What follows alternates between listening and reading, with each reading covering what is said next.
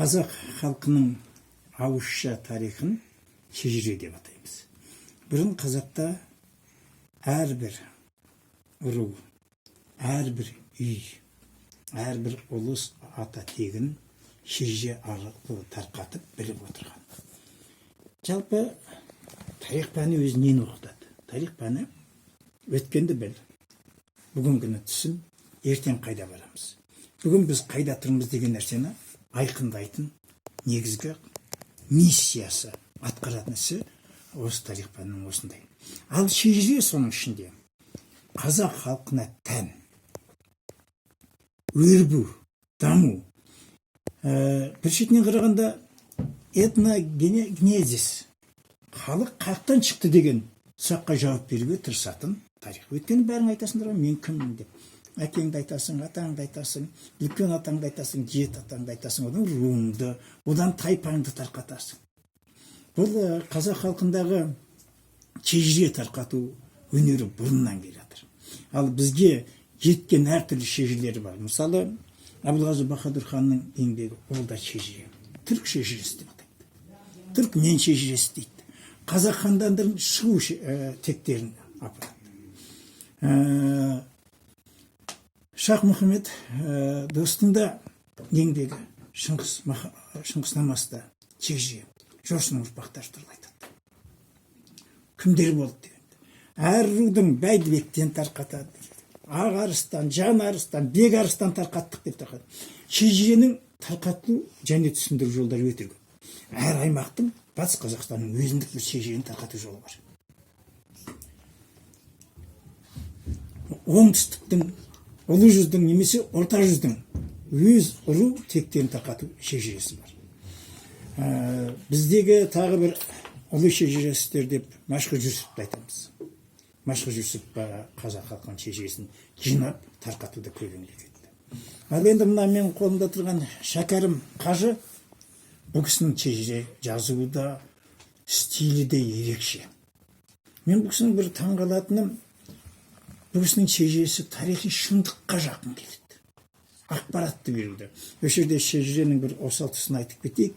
Өзі ақ пен қара, жақсы, жаман, мықты, осал деген бәрі бірге жүреді, ол дүниеде бөлек болмайды.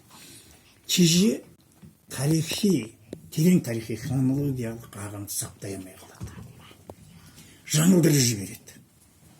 Шежіреге ілесіп, кейде бір 15 ғасырдан аспай қалады. Қазақ хандығының құрылғаннан дейін баруымыз мүмкін, аспай қаламыз. Оның ар шетінде жатыр емес. Қарахандар тарихы, Қимақтар тарихы, Дешті Қыпшақ тарихы, Түркі тарихы, Гүн тарихы, Үйсін, Қаңлы тарихы жатыр. Ол тереңдеген сайын шежіренің күрделенетіні сол. Бірақ шежірені білу, шежіренің бүгінгі күнде бізге білуі деп ойлайтыным, біздің жас ұрпақтың тектік қасиетін, бағана этногенезис дедім ғой, сақтау үшін. Шежіре арқылы біздің мынау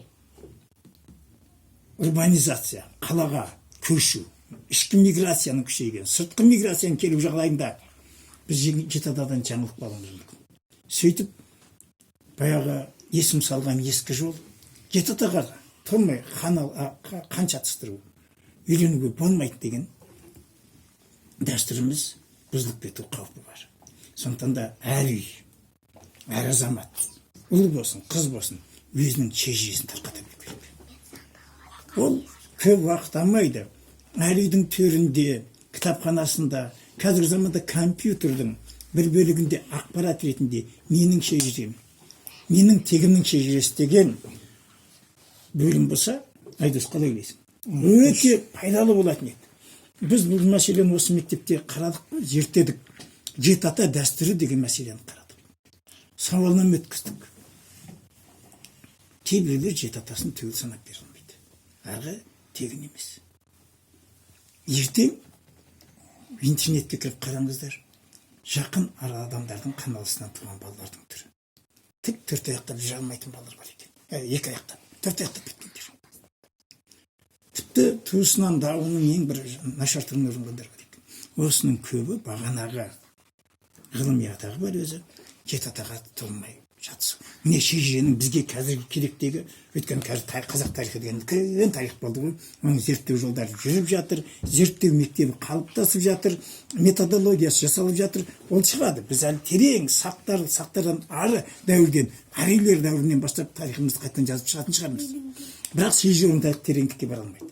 Бірақ шежіренің бағана қайтадан айтып жатырмын, ұлт ретінде ерекшелігімізді, этно ерекшелігімізді, этногенезисіміздің тазалығын сақтауға шежіренің пайдасы өте көп. Сондықтан да шежіре білу, тазалығы, қанның тазалығы ғой. әрине.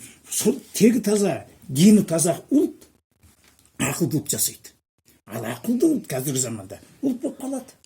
Сондықтан да шежіренің үлкен бізге тигізетін пайдасы да мәселесі осы деп айтар едім.